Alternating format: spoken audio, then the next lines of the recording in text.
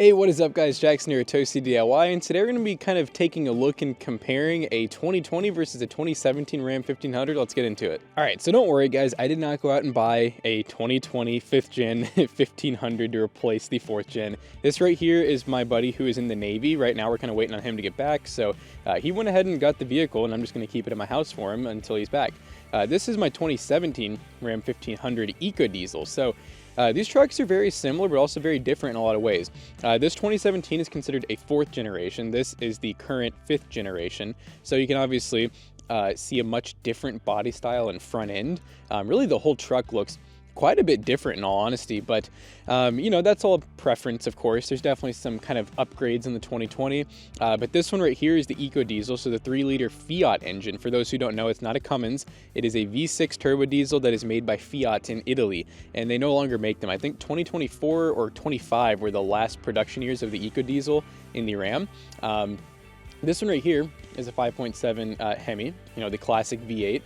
That is very tried and trusted. You know, it's definitely a very, very long running engine line that a lot of people like. They're very reliable. They have pretty minimal issues, and the issues they do have are all pretty predictable on these trucks here. I will say the Eco Diesels, not quite. A lot of people kind of love and hate them. People who love them have gotten really good use out of them, really good mileage with minimal maintenance. The people who hate them may have had them almost brand new and had, you know, the engine stall in them because of like the crankshaft position sensor, or they did have a pretty big high flow injector recall where they're basically sending shrapnel into the fuel system because diesels need a lot of pressure. So yeah, the Italian engines have definitely had a little bit of a bad rap, and they just cost quite a bit more. I think the upgrade option was over $6,000 to go to the 3-liter Eco Diesel, and if I remember right, I think it even weighs a little bit more than the Hemi, so there's definitely some trade-offs with it, but gas mileage, hey, that's really cool. Now with this 2020, we're looking at very typical V8 fuel economy. You know, I'd say probably in the like, I don't know, 15 to 17 average, you know, not towing. And then with the Eco Diesel here, we're usually getting pretty close to, I would say like 20 average, which is pretty nice. I don't quite get 20 all the time anymore, just because I did go with some Method wheels and some pretty nice Cooper tires that of course weigh a lot more. They're a much different class, so yeah, definitely worse fuel economy now, but still better than you know, a gas V8. Both trucks, you know, in the front we got a pretty good sized front end. It does actually seem like the newer 5th gen's a little bit longer in the front. Could be wrong, but that's just a kind of approximation. We got different types of steps here. So this one I would assume is an aftermarket. I don't believe I saw them in the build sheet, but it's pretty sturdy. It's all metal, has some type of like wrinkle coat on it that seems like it's holding up pretty good. It's pretty cool. I like how it's actually a little bit lower, especially compared to my truck. My step is a good amount further up, which, you know, for people with like maybe mobility issues, this could be a way to go. Obviously bed covers, those are aftermarket. His does not have one yet, but he will be getting one. I have the Revolver, I think it's the X4. It's a pretty expensive bed cover, but it's solid aluminum, which is really cool. You can actually walk on it if you wanted to. I don't recommend it. But yeah, I know that my truck, they did a lot more options on. So whoever had my truck spec'd out, gosh, I almost want to say they got it near like 60,000, and then this one had a good amount less options, not necessarily in a bad way, but you know, they even added like things like sunroof to mine. I don't know if this one has a sunroof. I need to actually compare now. Yeah, okay, no sunroof on this one, which, you know, honestly, it's kind of a commodity. Some people do not like sunroofs at all, so it's all good. Now this one is a crew cab. Or sorry, this one's a quad cab. So it's really interesting. I'm not a big fan of the naming scheme. So basically, crew cab, which is my truck, good amount bigger cab. So I'm gonna actually go on the side of mine to kind of show you guys, and I'll open the doors too.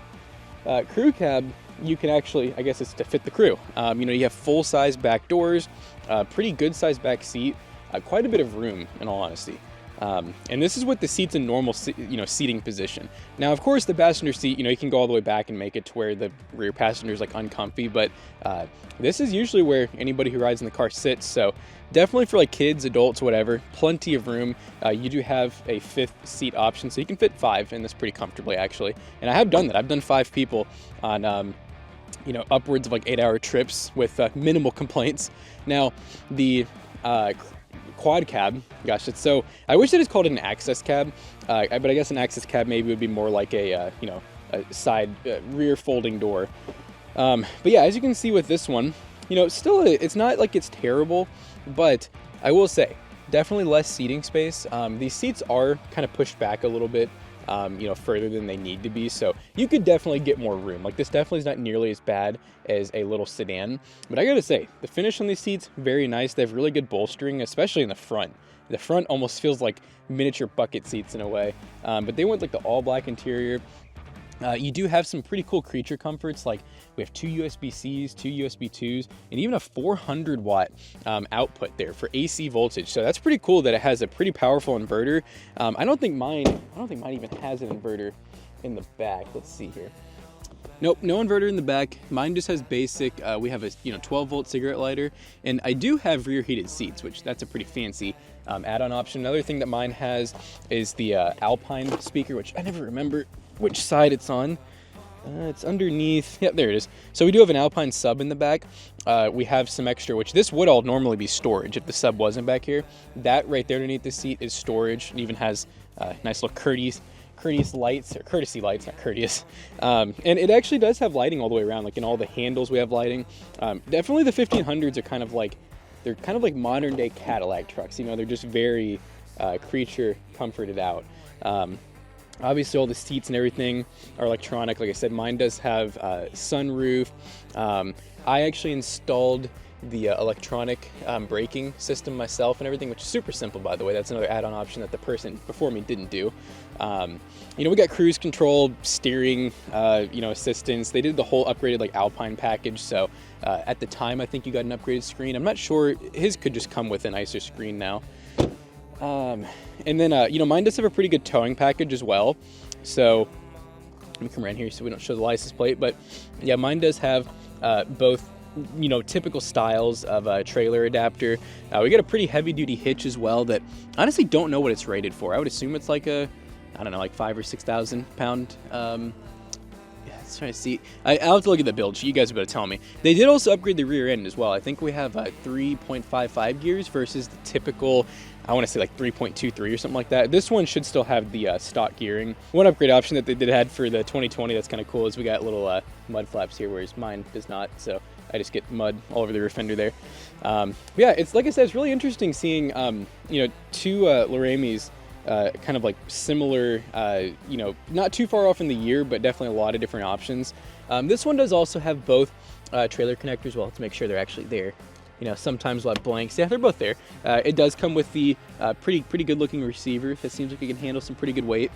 The bed, I will say the bed looks a little bit different than mine. His is sprayed, so is mine, which is pretty nice. I do like this. I'm assuming they added this, or maybe it's factory, but we have a pretty nice adjustable rail, for adding ratchet straps and stuff. Oh, we have lights in the back. That's something that mine does not have. Mine's probably a mess in the back here, but yeah, I don't have any lights back here that I know of, at least. Yeah. It looks like I do have some blanks for them, but yeah, we got sprayed bed, random things like cup holders in the back. Yeah, mine's not super fancy. We just have 4 pretty heavy-duty hook attachments on each corner of the bed.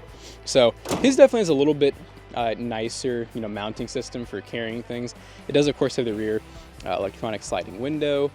And then let's go over the interior a little bit. So, like I said, on his, these seats have a very, it's like I said, they're nice. I mean, they're very real leather feeling.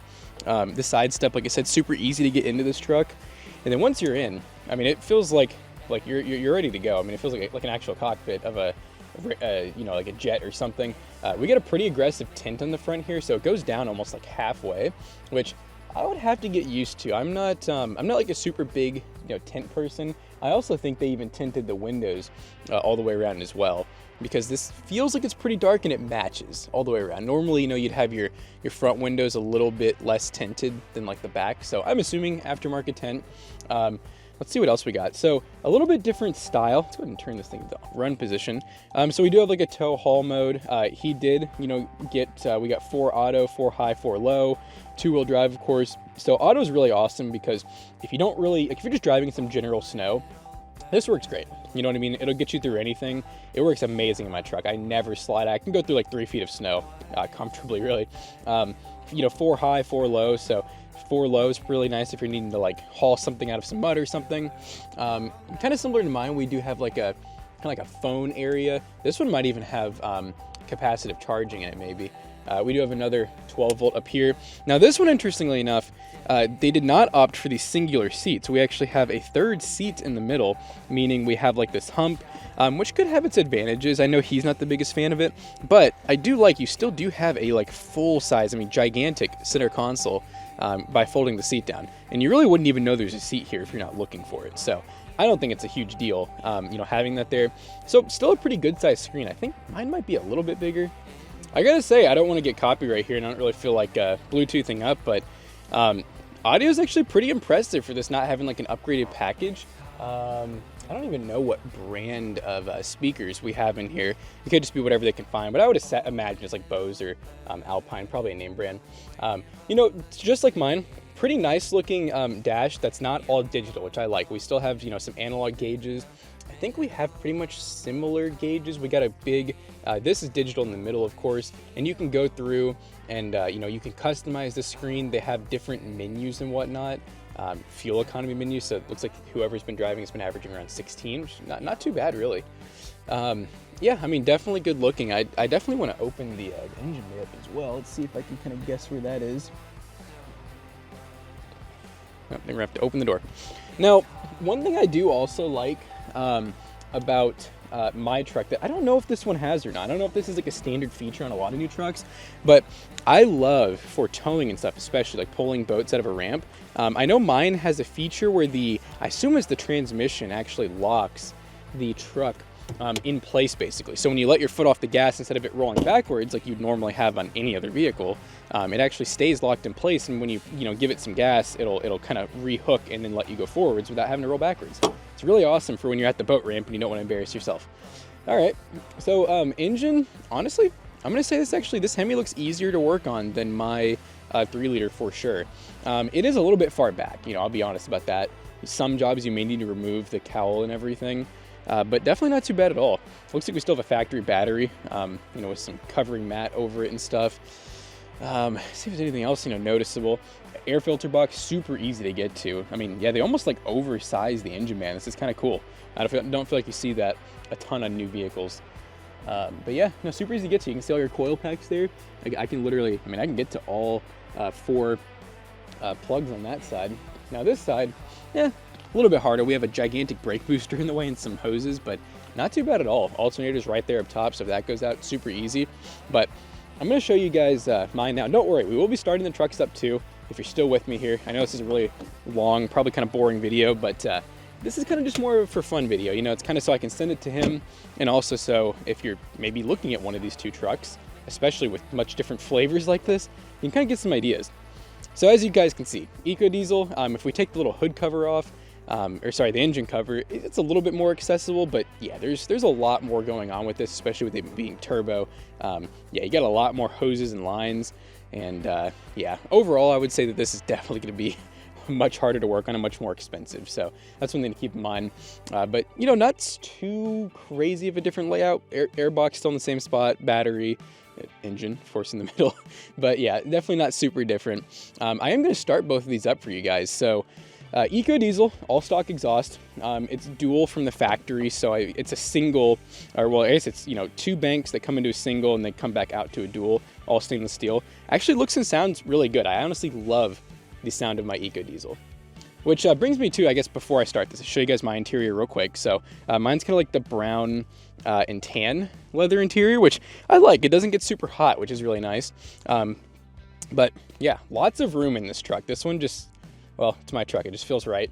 Like I said, kind of similar dashes. Now mine with the Alpine system sounds crazy.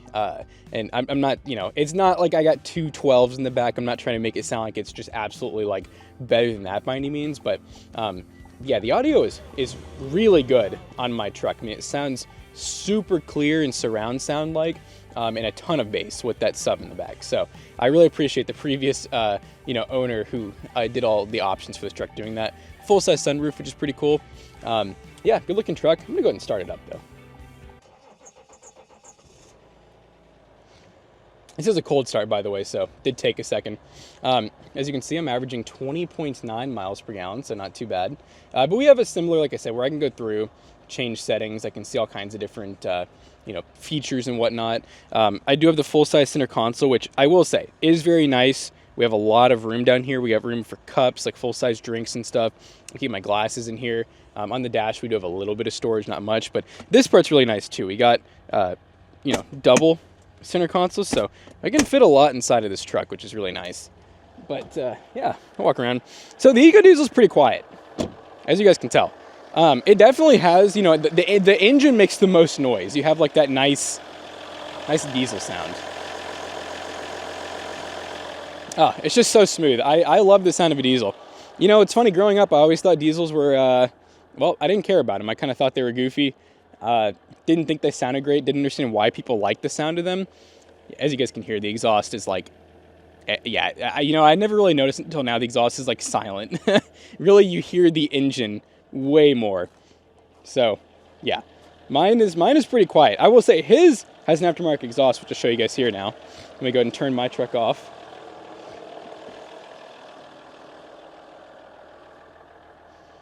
Yeah, very quiet. I will say though, for it being I know some people kind of call it like it's a sissy Fiat, diesel. It sounds great. I don't care what people say. I think for a V6 diesel, it sounds really good. And I've seen people do, DPF deletes and exhaust in these, and you can actually make them sound kind of like a big boy diesel. All right, so let's go and start up the Hemi. You guys probably already know the classic Hemi sound. Like I said, they did do a MagnaFlow exhaust in this, which I'll actually show you guys. I'll check it out. I think we're gonna have to press the brake to get it to start. All right, here we go. This one is push to start as well. I guess now's a good time to hear if I see if I hear any ticking. Nope, she sounds good.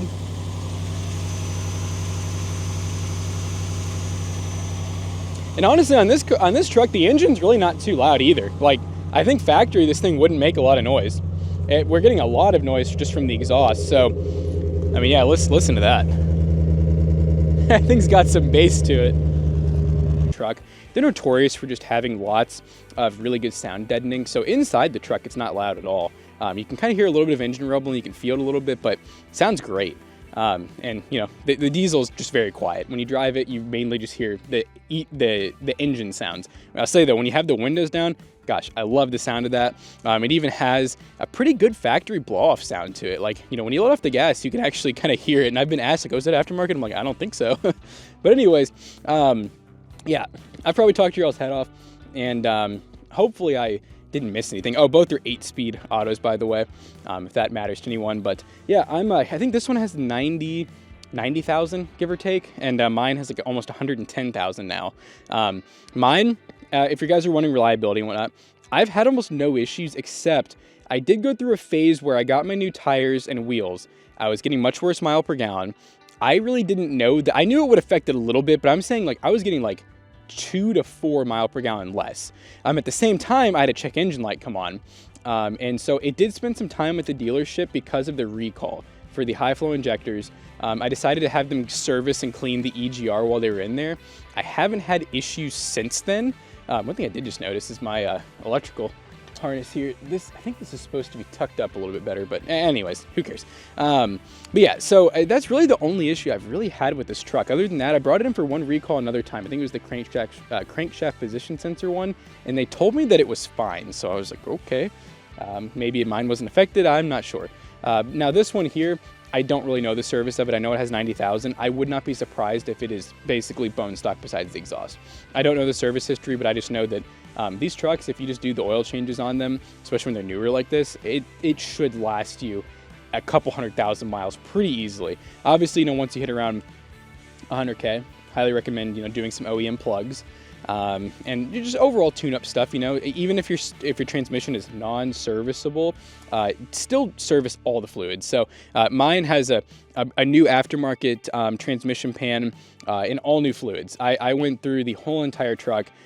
Every single, the front rear diff, transmission, transfer case, yeah, you name it, it's got new fluid in it, radiator flush. That's the kind of things you do. It's going to cost you, $1 to $2 grand probably just to do a full kind of like 100K maintenance package, but it is very much worth it because you will get a much longer time out of your truck. So anyways, I want to know down below, which one would you guys end up, picking today if you had to just go home with one of these? And as always, we hope you guys enjoyed today's video. Make sure to check out Toasty Bros and Toasty Clips. See you guys later. Peace out.